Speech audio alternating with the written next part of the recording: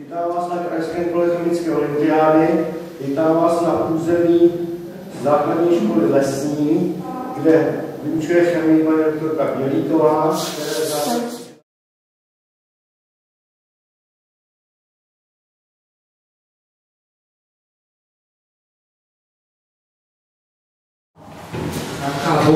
Taká bomba. Takže, helejte se, přátelé, to jsou odsávací banky, frakční banku. Tuto. Máte tam veškeré další věci, co je jenom podmínka. Sestavíte si aparaturu, nebudete tam dodržovat ten poměr do naklánění a tak dále.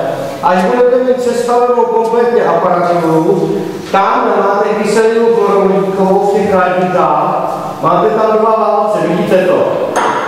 Podměříte si po 50 ml chlorovodíkový, nalejete si to tady do ty frakční banky, v tom ty sestavě už, a potom budete mít připravenou nulku na spoušti, protože já vám dám vzorky.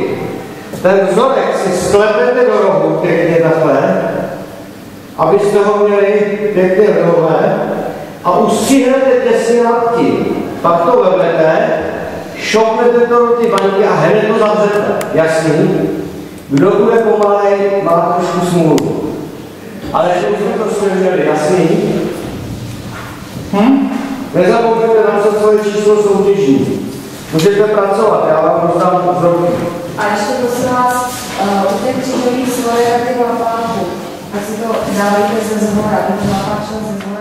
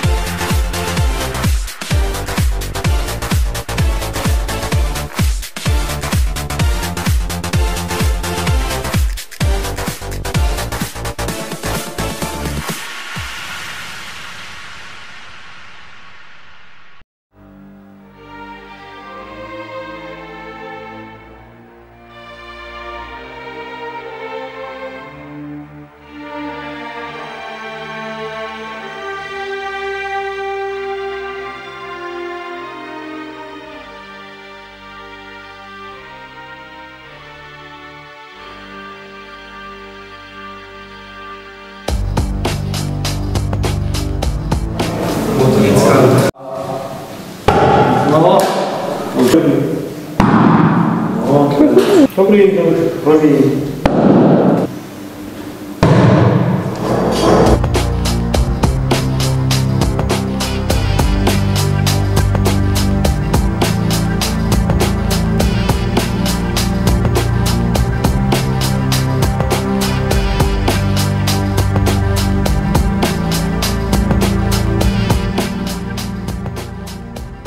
Chcete si střihnout, nebo to necháte na nás?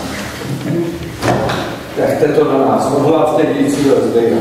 Takže na třetím místě s počtem bodů 54 je Daniel Podměšen.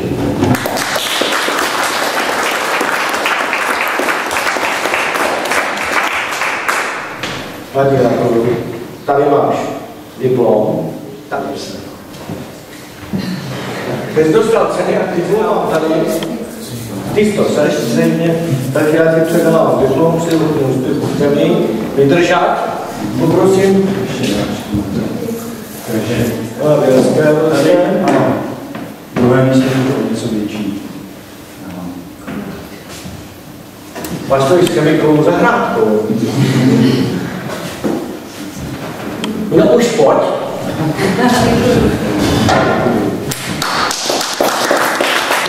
Takže mnoho úspěchu, ať se ti chemie líbí. Tadyhle předám panu Terskému tohle.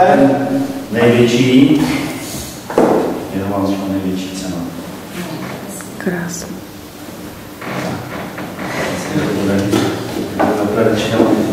Co je to? Asi by bylo dobře, abychom řekli, že